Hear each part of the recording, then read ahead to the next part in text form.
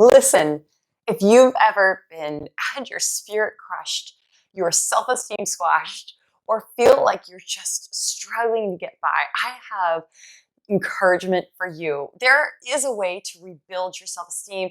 Hey, in this video, we're going to be covering 4 simple ways that you can rebuild your self-esteem. Make sure you hit that subscribe button. Welcome to my channel. I am Trish Blackwell, your confidence coach. Now let's dive in.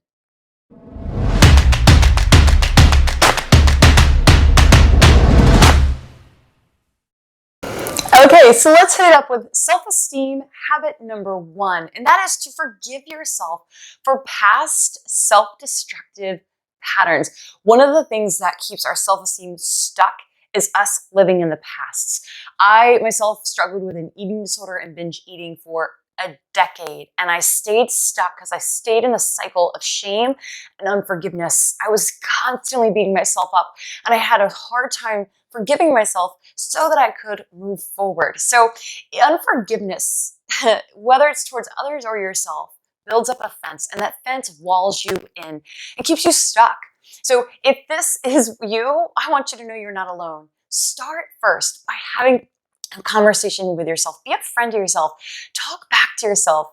Hey, love, it's okay. Hey, love, I forgive you. I had to forgive myself. I had to forgive my body for harming it. And I had to forgive myself for staying stuck and angry for so long. Learning to talk to yourself is one of the foundational steps of people who are mentally confident.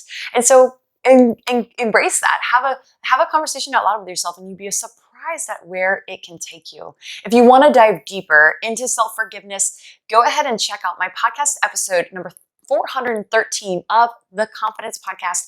And we dive in very in depth on how to actually forgive yourself for self-destructive behavior. I'll make sure it's linked below so you can check it out. Okay, self-esteem habit number 2, it's to build self-trust. Now, how do you do that? We often struggle with self-esteem because we don't trust ourselves. We have spent so many years probably breaking promises to ourselves. And if you think about that, if you had a friend who broke promises to you, would you trust them? Would you stay the course? Would you believe that they would do what they say they're going to do? Probably not. You probably wouldn't have a lot of confidence in that relationship. Well, that's where you can change your relationship with yourself and therefore change your confidence. Self-esteem is the ability to trust yourself to do what you say you're going to do. So how do you do that? Build self-trust and self-respect by spending time with yourself, by also practicing using little promises to say, I'm gonna follow through, I'm gonna stay the course, I will be consistent. And so I would challenge you to start building self-trust by focusing on the smallest of things. Maybe that's, I'm gonna work out every day no matter what. Once you do that for 10 days straight, your self-trust will go up a notch. We're just looking at turning things up a little bit at a time.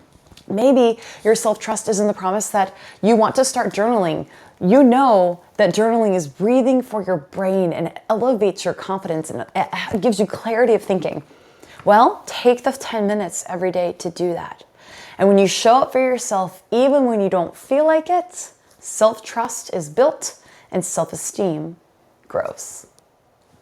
Okay, so let's go into self-esteem habit number 3, and that is to detach from the outcome and enjoy the process. So one of the things that wrecks people's self-esteem and self-confidence is an over-attachment to the outcome.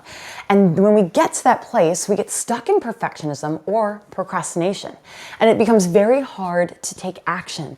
And if you are finding yourself stuck, unable to take action, you're then self-sabotaging by not even starting. And because you don't even start, we aren't able to get any results. And if you don't get results or you don't feel like you're moving forward in your growth in life or maybe personally or professionally, your confidence, your self-esteem starts going down. You feel stuck. Feeling stuck is a surefire way to plummet your self-esteem. So how do we overcome that? 1, know that doing something is better than nothing. Your job isn't to attach to what you can't control, which is an outcome, but rather to attach yourself to what you can. And that's whether or not you show up today, whether or not you say, I'm going to do my best and go all in. And if you do a little bit every day and stay in the present, then you are moving forward. In other words, this is a growth mindset mentality, saying that I'm going to grow and grow and grow. I'm not fixed where I am. I know that as long as I'm growing, I'm going. And if I'm going and I'm moving in the right way, that's form momentum. And I believe momentum begets momentum, and it will build up. And I know then that I'm unstoppable. Therefore, my self-esteem goes up. Okay, number 4, self-esteem habit number 4 is to get around positive people. Listen, people are contagious. You want to be catching the good things. So make sure you put yourself around positive people, around people who build others up, around people who are chasing excellence and wanting to next level their life. And you become who the most like the people you spend the most time with. Here's the thing. Don't wait for those people to find you. You have to go find the right people and go engage in other communities. Get to know people. Put yourself out there. It's going to be vulnerable. It's hard, but I need you to know a phrase that I love and my students use all the time is so simple and it's so powerful. I can do hard things. Go ahead, say it with me now. I can do hard things. The belief that you can do hard things is going to take you through past that social anxiety you might feel, past the self-doubt, past the procrastination. Hey, sometimes the little things are the hard things. So give yourself a pat on the back, give yourself credit, and then go lean in and go do the thing.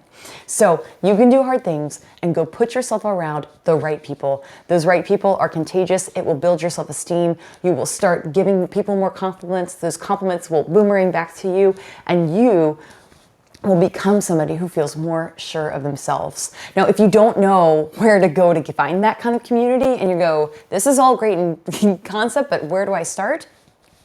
Your girl's got you. You have all the tools that you need and all the resources you need in my College of Confidence. I've got all the info linked below, collegeofconfidence.com, but for less than the cost of a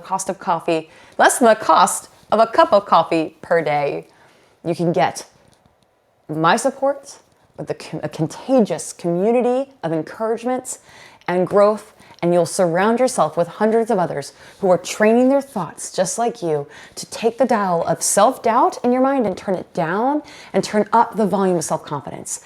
I want to encourage you today with a bonus tip. I want you to know that your self-doubt is never going to go away. It's always there. No matter how confident you become, that voice is still there.